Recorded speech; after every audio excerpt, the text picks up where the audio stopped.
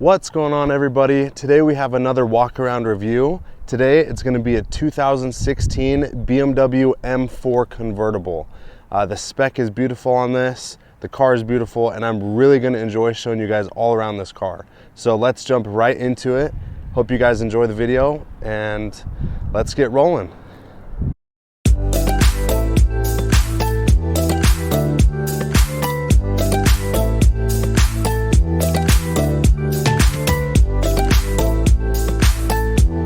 Alright guys, here we are. Starting off, we'll do a quick outside walk around of it.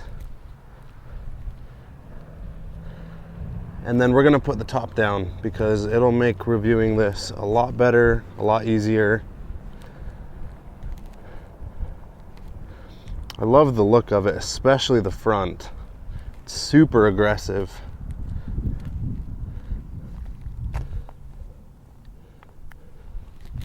Low and wide there in the front.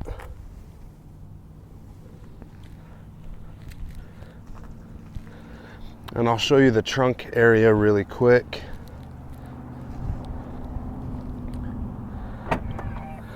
So in the trunk, you do get a decent amount of space back here. Storage on both sides. But when you put the top down, got to put that down, and then that is where the roof will lay. So I can show you that as well once we put the top down.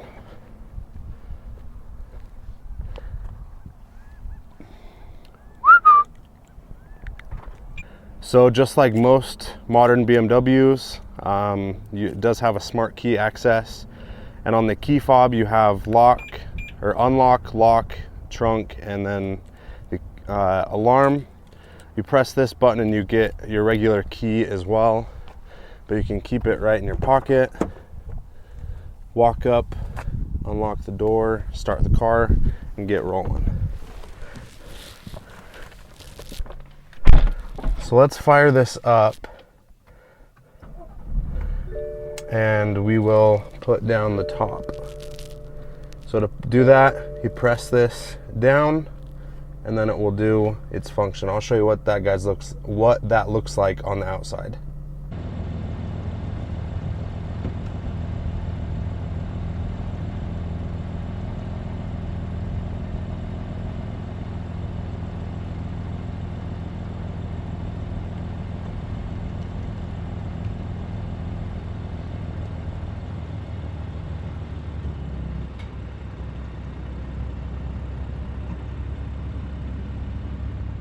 All right, so now the top is down, and honestly, I think the dimensions look even better now that the top is down. It looks good from almost any angle. I really like it. And then I'll show you the trunk area again. So now you do have quite a bit less space. You can't store anything over here on either side. And obviously now you just have the little area underneath, but it still works pretty good. So to start off, we're going to start up front here with the wheels. So at the front, you get two 35/40 R19s with these massive brakes up front. The front discs, I believe, are 380 millimeters, 6 pistons up front.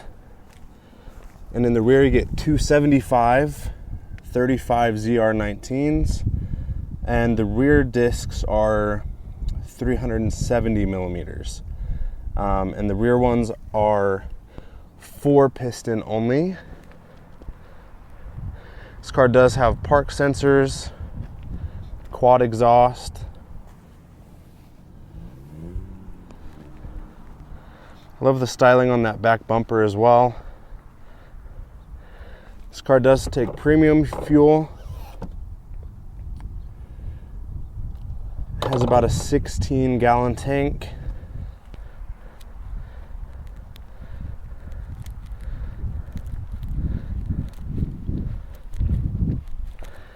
I love the hood as well on this. If you can see, it's got the bulge or the indent in it. Looks really awesome.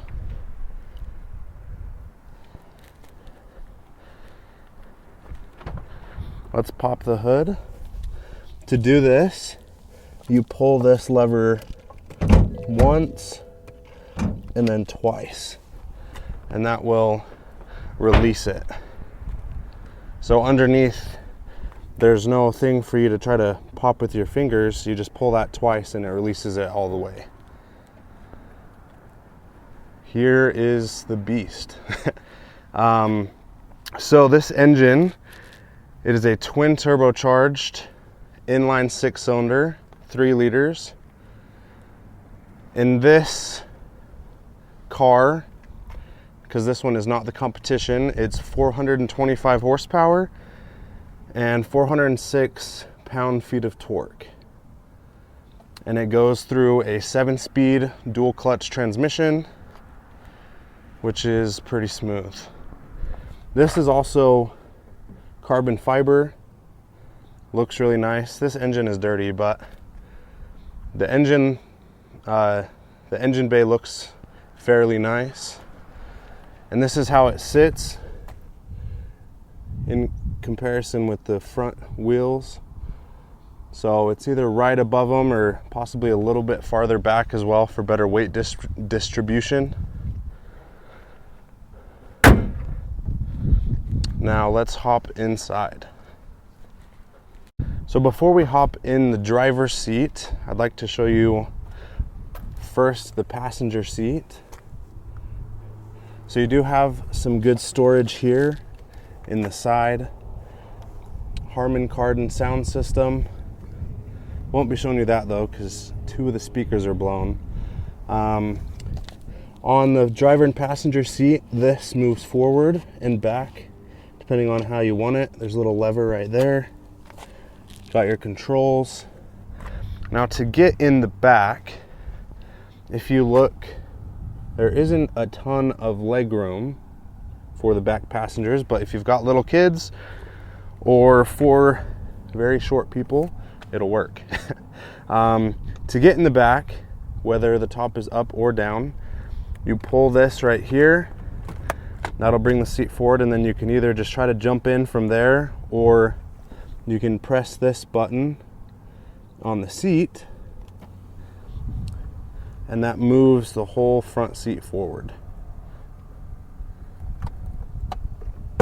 So I'm just going to move it all the way forward, and then we will hop in. That is the nice thing about the convertible. So for me, I'm 6'1", and I can bring this back a little bit before it's touching my knees, but that's about the size or the space the front person would have, so not very good. But I would imagine this would be very fun for some kids. They do have their own air vents back here and a 12-volt socket. In the middle here, they got 2 cup holders, little storage area. And then this is a little storage area back here as well.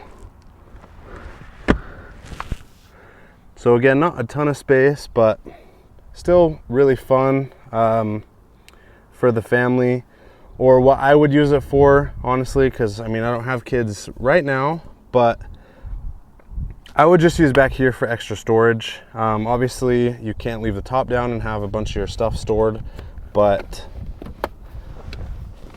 this is what I would use it for, and just put my valuables or my goodies either in the trunk, or when I park it, just make sure that the roof is up. So we'll just put that seat back. I'll give you a good view of it. A really cool thing about the convertible too, I'm not sure if the coupes have this. I'm guessing they don't, but right here, this is a neck heater, neck warmer. So if you got the top down and it's a cold day, you can press these 2 buttons, driver and passenger. It's got 3 different settings, and it will blow hot air on your neck from right here. At nighttime, this also lights up the BMW M. it's a good looking interior. Let's go hop in the driver's seat and we'll show you everything from there. One thing I do love hopping in on either side, you do have very big doors and they open very wide as well. So it's really easy to get in and out of these. You have the same thing here to get in the back.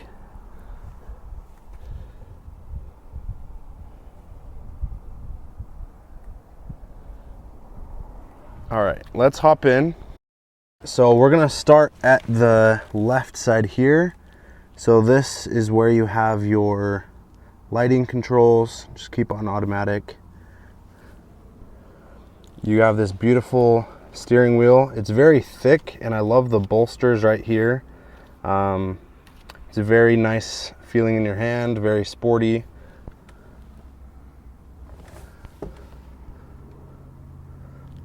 Right to the right of the steering wheel, that is where you have your push button start, as well as the option to turn off the auto start stop if you would not like it on. Let's fire it up.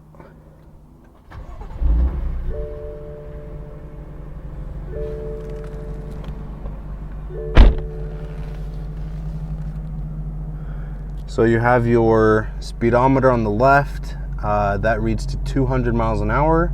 I'm not sure what the top speed is on these, but if you know, let me know. Then you got your rev counter, which will change. So when it's cold, the yellow lines will be up around the 6, but then as it warms up, it'll slide back down for you.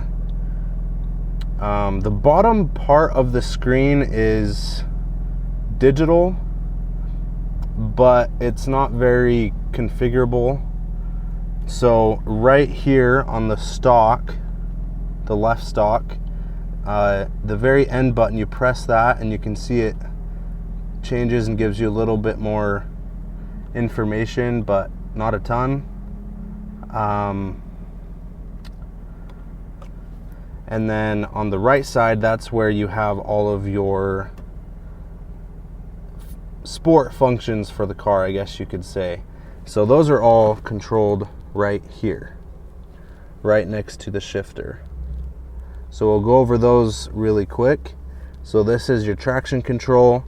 You can press it once and it'll turn off a little bit, or you can press and hold and it will leave it off. This is your throttle mapping. So there's efficient, sport, and Sport Plus. Having that in Sport or Sport Plus will open up the exhaust valves and keep them open more often, so you get more sound.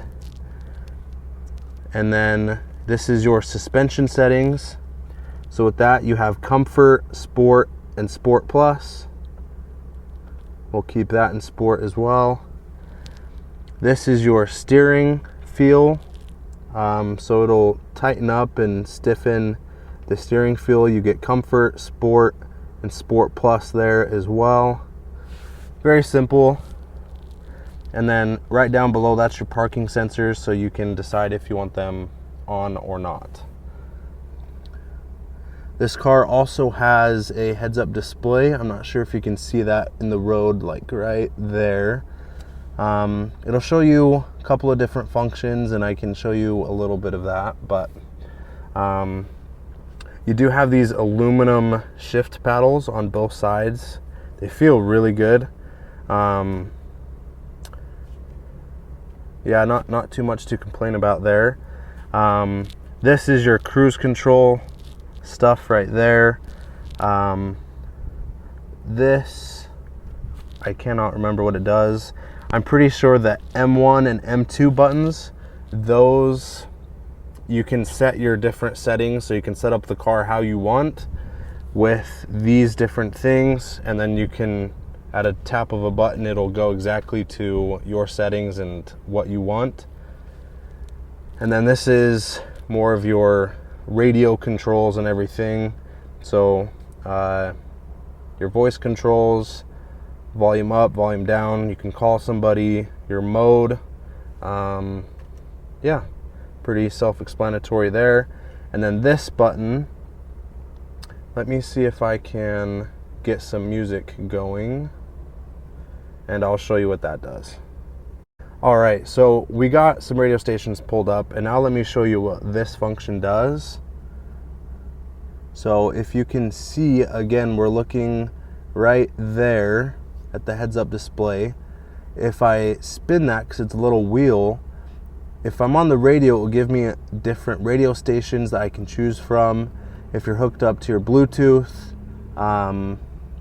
that is where, from the steering wheel, that you will actually change your song. It's kind of weird. You have to spin it up or down to get it to pull up, and then you click the button in like this, and then it will do whatever function you want it to.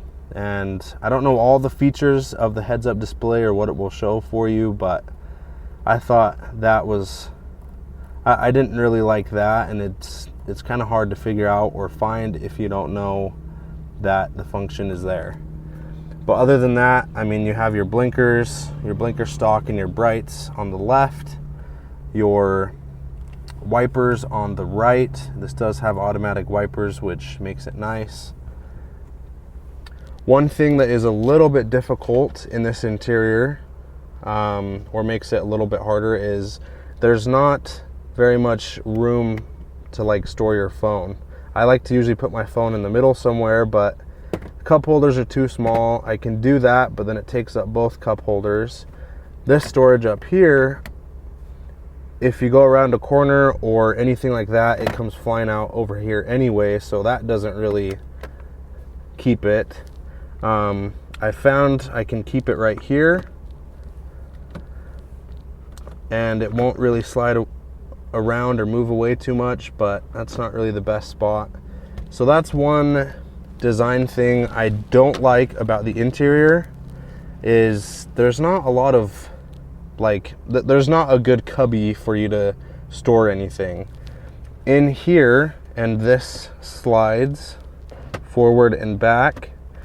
I'm not sure if it does that on the non-convertible car, but I've also found that that is something I don't like. Is this one slides super easy. I don't know if they all do, but this thing is constantly sliding back and forth, so I have to be a lot more careful with resting my elbow or my arm on it, or else it's going forward or sliding back. It's kind of annoying. And inside, I'm not going to show you all those goodies, but you don't really have very deep storage right there either. So, and obviously you don't necessarily want to store your phone in there. But yeah. So really quick over on the driver's door panel, if we look,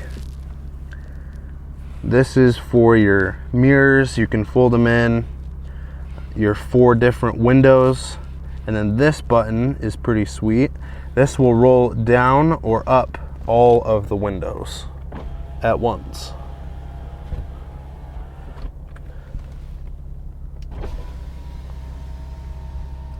So that's very nice. The storage here, again, is good, but that's probably not where you'd want to be storing your phone. Anyway, let's move on from that. So in the center here, this is where the lock and unlock button is, as well as the hazards. I know a lot of BMWs have this right here, the lock and unlock. I personally do not like that. I'd rather just have it on the door. I find myself lots of times having to get in or out of the car, and I gotta unlock it or whatever. You gotta reach all the way in and press it from there, rather than just opening the door and pressing a little button. So I personally don't like that there, but other people probably love it. So here's what the center console looks like. So you have obviously your auto for your air conditioning and heating. Driver and passenger have heated seats, 3 different settings. That's all self-explanatory stuff. This is your radio functions. You have up to 8 presets, which is pretty awesome. Different modes, AM, FM. You can turn it off completely by pressing that down. So yeah, I mean, it's very simple and basic, but it's very functional and works great. These are your cup holders. You do have a 12 volt there, and again, a little cubby area there, but not very big. This is your shifter. This one, I don't know if this is glass or what, but it is like shattered. So if you can replace that, let me know. Send me a link or something so I can get that fixed. But how these work is foot on the brake. You go right for drive. If you go right again, that puts it into sport mode, and it also changes it there. So now it's in manual mode as well. So you either have to use the paddle shifters, or you can use the center stick, and forward is down a gear, towards you is up a gear. So is always resting in this middle position. If you go to the right, that's neutral. To go to reverse, you have to go right and then up, and then that is reverse. So that is how that works. This button is for the quickness of the shifting. I'm not quite sure the right words for that, but I know that if it's on that top tier right next to the one, that's the fastest, most quickest shifting, and it'll keep the lowest gear or the lower gear a lot longer. And then bottom is a lot more relaxed and chill. Middle is just kind of, right in the middle. If I'm going on a fun drive, I usually just keep it in the middle with everything in sport. That's how I like to do it. That is that function. Now we come to one of my least favorite things about BMWs. So BMW fanboys, I'm sorry, but I hate BMW's MMI drive or system or whatever this is called for 2016. I wouldn't say it's difficult to use, but I just don't like the interface. I just don't like using it. So this knob here spins. You can move it all the different ways. You can click it down, and that'll help you do a bunch of the different functions on the screen. And then you do have your media, radio, menu, telephone, and navigation buttons, as well as back and option. I haven't been around it too much. I'm not super familiar with it, but I just don't really like this system. It's just not for me. I feel like it's not very easy to use. It's not really good looking, I don't think. And there's no Apple CarPlay or Android Auto. I mean, I know it's a 2016, but I don't know. I just don't personally love it. So in here is where you can set all of your different functions for the M1 and M2 buttons on the steering wheel. You can change some stuff with your heads-up display. So it's fine. Again, I just don't love it myself. But I'll kind of go through and show you all the little functions. Not all of them, but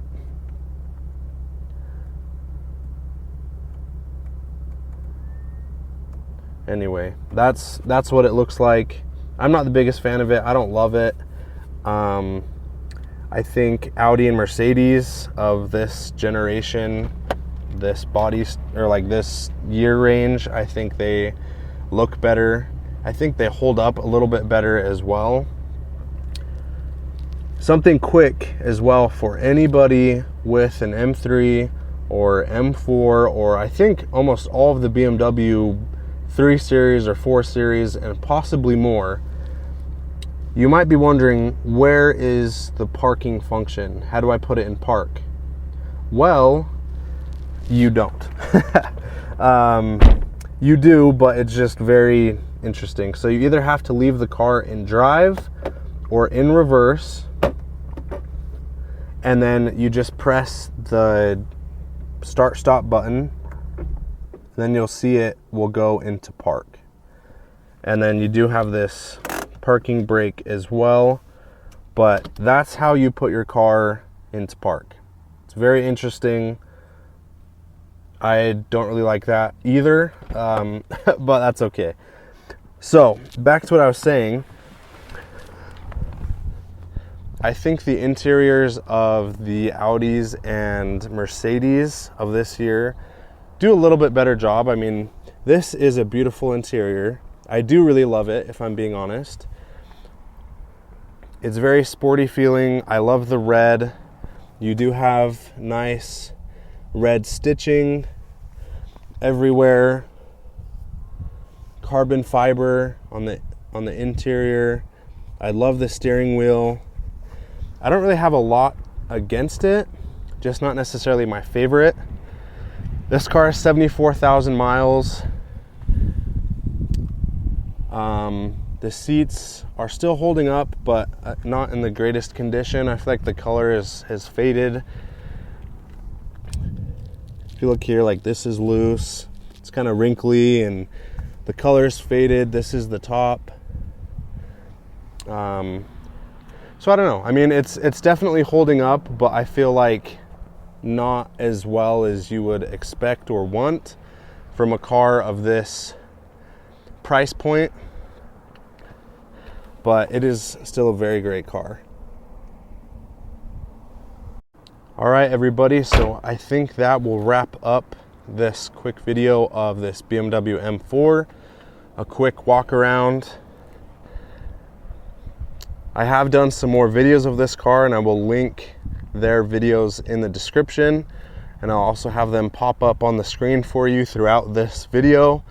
Go check those out to see how this sounds, how it drives, and everything else. Again, it is very beautiful from the outside. I do really love it. It's a very fun car. Would I recommend it? Definitely. It sounds great. It's very fun.